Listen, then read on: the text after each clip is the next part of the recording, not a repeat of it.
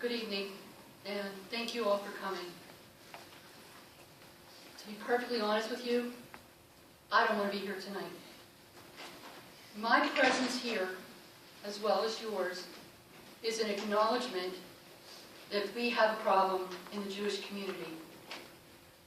A problem so uncomfortable and painful that many members of the community want to continue to deny its very existence and brush it under the rug.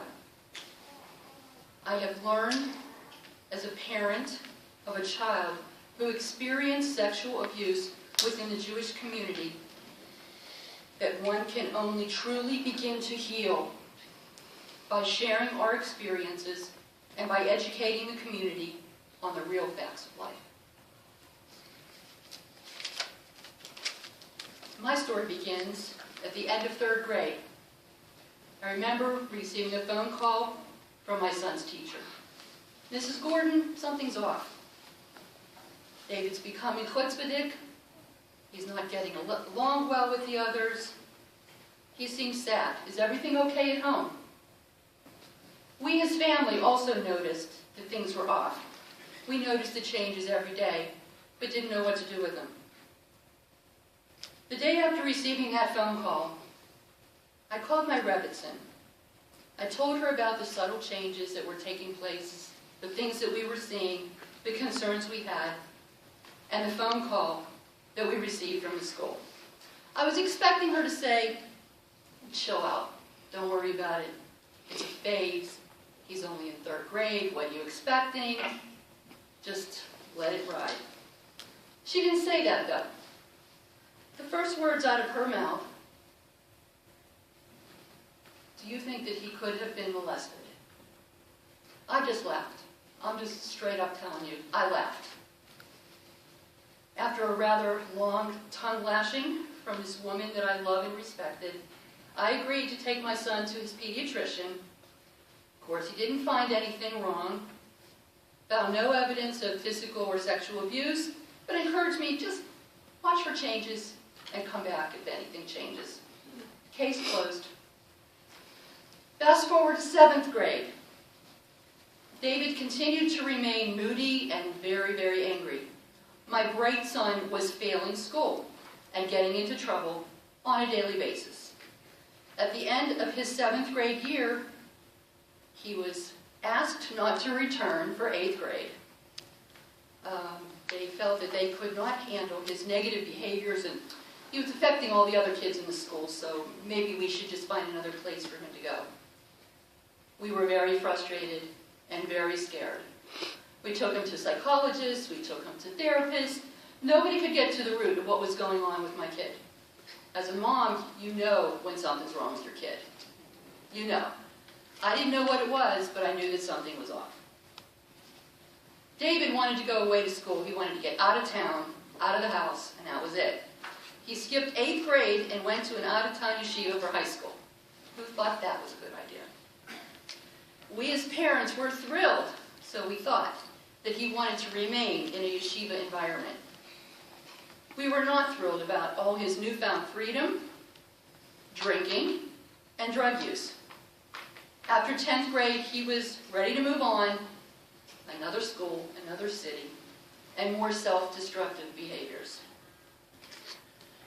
David was 15 the first time he overdosed on a drug cocktail with an alcohol chaser. He was taken to the emergency room of a psychiatric hospital as a John Doe. He was admitted for detox and mental health treatment. He was pretty close to rock bottom, but not quite there yet. He was discharged to a 28-day dual diagnosis program. Our vocabulary went from Gemara and Mishnayos to NA and PTSD. 1 week before his 16th birthday, my husband and I were called for a family conference at the rehab facility where he was. They wanted to work on a discharge plan, and we were informed that David had something very important he wanted to discuss with us. That was the day we found out David and the rest of our family became victims of sexual abuse. I can remember my knee-jerk reaction quite clearly. I begged David at that table, please tell me it wasn't one of your teachers. As if that would have made a difference. He never answered, at least not then. I mentally went through each one of his teachers, who were also our friends. You know, small town, your teachers are your friends.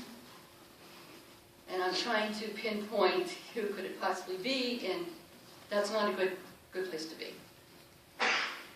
There are no words to describe our emotions that we felt sitting in that room that day, hearing this big revelation that my Rebbitzin had alluded to 7 years earlier. Our son had been crying out for 7 years, and nobody was able to hear him.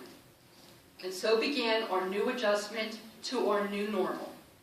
Daily NA meetings and weekly mental health visits, along with a lot of undying love and support. I wrote the following after dropping David off at an NA meeting one day in July. As I reread it today, 5.5 years later, it's an interesting summary of how I, as a parent, was feeling. This was written July 27th, 2009. David tells me he wants to leave early for his NA meeting because he will be speaking to the group tonight. He seems to be both nervous and excited at the same time. As we pull up to the church where the NA meetings are held, a very large black man is waiting for David with a big smile and an even bigger hug. In my mind, he's affectionately known as Bubba. David looks so small and so young in comparison to his newfound brothers and sisters. I pull away, actually feeling secure, knowing that at least for the next hour, David's going to be safe. As I drive home, it suddenly hits me. My son has found a new chevra. He spends at least 1 hour a day, 7 days a week, with men and women of all shapes and sizes, ages and color. He's one of them, and he's showered with unconditional love and support. I found myself having to pull the car over to the side of the road because I couldn't see through my tears. I was reminded that David is also part of another group, another chevra. This other chevra has not offered him hugs, unconditional love, or support. His other chevra has offered him scorn, rejection, and rebuke. It's almost comical that David is getting love and support at a church while he is turned away from his shul, school, and rebbeim, his first chevra. Comical, but not really. It's also not lost on me that these meetings usually take place around the same time as Minyan. I never have to remind David to go to an NA meeting, but I can't remember the last time David attended a Minyan. Just an observation. If only someone from his chevra were to have offered hugs, an outlet for speaking and listening, and unconditional love, I would not have to be driving my 15-year-old son for support elsewhere. If only the genuine warmth shown to David by Bubba and the rest of his new brothers and sisters could have been shown by any one of his rebbeim. If only, two small words that continue to haunt me and consume my thoughts. No time to dwell on the if only. Time to pick up my son, who will most likely be inspired and empowered by his new chevra, and for that, I am grateful and humbled. Once David's head began to clear from the fog of drugs, he was ready to face his demons. He did not tell many people about his sexual abuse at the time. He wasn't ready, and in all honesty, neither were we. They were scared, and we were embarrassed, and we didn't know where to go. David thankfully developed a strong support system of people who had also been victims. he was receiving weekly therapy with a therapist who specialized in victims of childhood trauma with a subspecialty in PTSD resulting from childhood sexual assault. I prayed for this therapist and told her not to be insulted if I wanted her to be without a job, and soon. She understood, but in reality, we both knew that she would always have a full-time job. With the help of his therapist and the support of his parents, David went to a Beis-Din for guidance.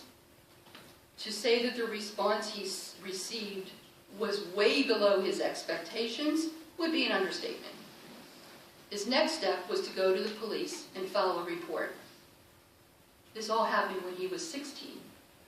He took the bull by the horn and he did it himself, and his parents were his biggest cheerleaders. He provided the detectives with names, dates, places, and explicit details. An investigation ensued, and due to numerous legal circumstances, his case was taken as far as it could go. He once again felt abused by the system. We watch our son continue with his highs, no pun intended, and lows. Thankfully, there became more highs, and we were so grateful. He knew he had his parents on his side and told us numerous times how much that meant to us, to him. At some point, even through his anger, something clicked. While he wasn't cured, he began living a healthier life. He was tired of being the victim and became a survivor. He started writing, first for himself, then for others through his blogs, which are now being read by many, many people of all ages, all over the place. Then came June of 2013. He published his story very publicly in the Huffington Post. The veil of shame he carried around for over 10 years was finally being lifted. The response was immediate and overwhelming. His family, some only learning of abuse through his article for the first time, was very, very proud. Feedback from the article was overwhelmingly positive. He heard from other victims, parents of victims, and just random people, many of whom he did not know, who thanked him for his courage to write such a powerful article. Interestingly enough, he received several letters and phone calls from some of his teachers and rebbeim who asked for mechila. They wanted to be forgiven. Several said that they had suspected something is going on. They suspected abuse when David was in school, but did not act on it. I'm going to repeat that again. They told him to his face that they had suspected that he was being victimized, but did nothing about it. Nobody ever accused him of making up the story. Nobody ever accused him of lying. Blush for a few moments so others won't have to bleed became his rallying cry. He gave us and himself permission to share his story, to face the fears and embarrassment in order to save others from the same feelings. Fast forward once again to August 2014.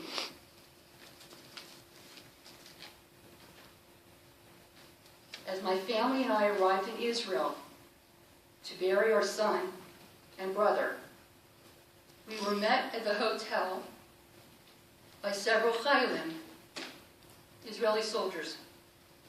These were young men who knew David from various times in his life. They sat with us. They cried with us. One young man stood out. He was overcome with grief. He kept telling us how David saved his life. He informed us that he, too, was a victim of sexual abuse and kept it hidden. He told us he was despondent and that he hadn't been able to tell his parents. He was in pain, felt very much alone, and wanted to die. He was moved by David's Huffington Post article and made contact with him. It was then that he was able to finally share his story. At David's urging, he sought and received professional help and was able to tell his parents what had happened to him. The day we were scheduled to leave Israel and return to the States, this young man was to begin his first day in the IDF as an Israeli soldier. We were there to bench him before he left. We were comforted and very proud to see that David had used his pain and his experience to pay it forward. For as comforting as that scenario was for us, a different scenario the night before was very troubling. Motzei Shabbos, well after midnight, about 20 young men, most of them in the IDF, all friends of our son, were sitting around the table having a Melega Malka. Of those 20 young men sitting around the table that night, 8 of them had admitted to childhood sexual abuse, to being victimized. And that's just the people who admitted to it. It was a wake-up call to me. I'm not a public speaker. I never, ever anticipated speaking about a subject that is so incredibly painful and horrific in such a public forum. I'm here because I know firsthand that this epidemic does exist in the Jewish community. I know how much effort has been made to cover up these issues on a daily basis, and how many lives have been forever changed by embarrassment, hiding, and denial. To the victims and survivors here tonight, please get help. Share your stories. Be a leader. To the parents here tonight, watch your children. Listen to your children. Believe your children. Protect your children. And love your children. At the end of the day, we all have to blush for a few moments so somebody else doesn't have to bleed. Thank you.